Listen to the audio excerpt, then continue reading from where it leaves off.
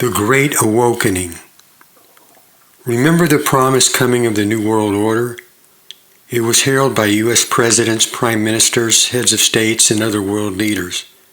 Envisioned and promoted by the greatest intellectuals of the 20th century, financed worldwide by international bankers, and ballyhooed by elitists of all sorts. Well, you can forget it now. It ain't happening. It's been canceled.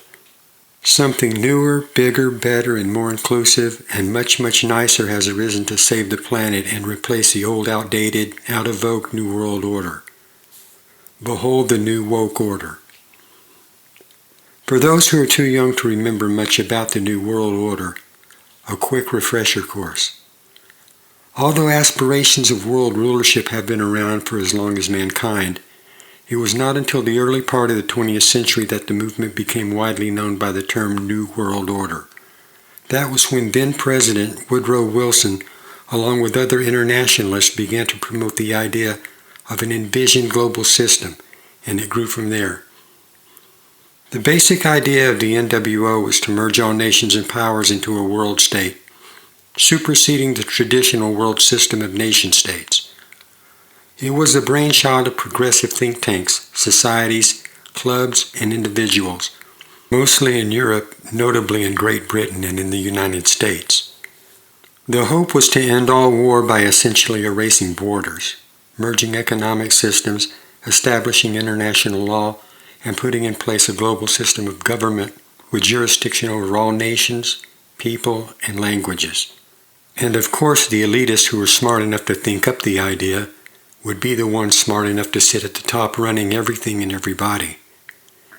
Anyway, what happened is after a century of depression, starvation, war, and millions of people dying, they still couldn't pull it off. So no one took them seriously anymore. The idea of a new world order had been hanging around for so long, people got burned out and gave up believing it. It became a conspiracy theory. Now on to the 21st century. Disillusioned by the failure of the new WO to materialize after decades of planning and hard work, the progressive movement realized the New World Order had gone way out of style. Times had changed and the vision as depicted over the past was no longer fashionable. Demographics had also changed.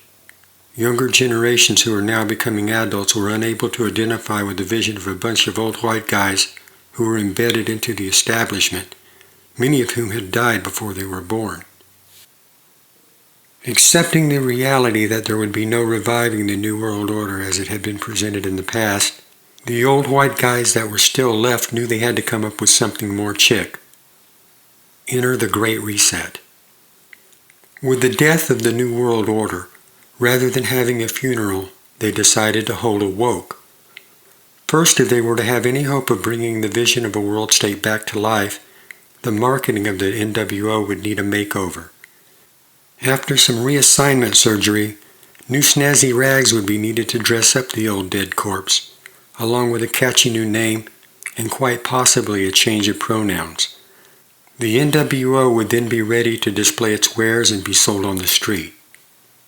Publicly dumping the old guard for new guardians, the New Woke Order immediately assimilated radical leftists into an all-noisy, all-busybody authoritarian system, canceling anyone who dissented.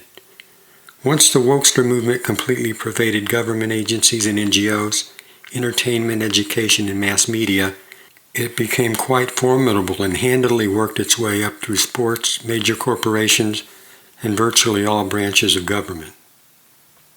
The Great Awakening. For decades, the old guard of elitists had fought to bring in the New World Order and failed. Although they had made great strides in that direction when it came down to actually being able to implement their vision into an existing reality, they always came up short. Even after waves of propaganda for decades, they were not able to completely wash away bulwarks of faith, history, traditions, or the remnants of a biblically founded worldview. What the old NWO guard failed to grasp, that the up-and-coming younger generation did, is this. You don't need to change minds. All you need to do is cancel anyone who has one.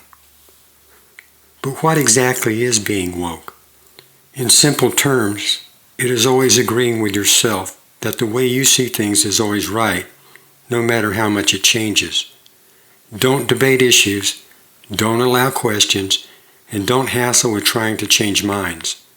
Vilify them, shame them, and cancel them if they get in the way. If none of that works, sue them or have them arrested. Now you see how wokesters were able to do what Big Brother spent years trying to do, but in the end was never able to close the deal. The wokesters were far more effective in closing by being lazy and temperamental and destroying things. They simplified everything and just did it, just like Nike told them to. The elitists of the past had always tended to be highly educated intellectuals working together within circles among their peers. They were thinkers indeed, even if their thinking was almost always diabolical. They spent years and years colluding and drawing up plans. On the other hand, wokesters didn't need that intellectual side.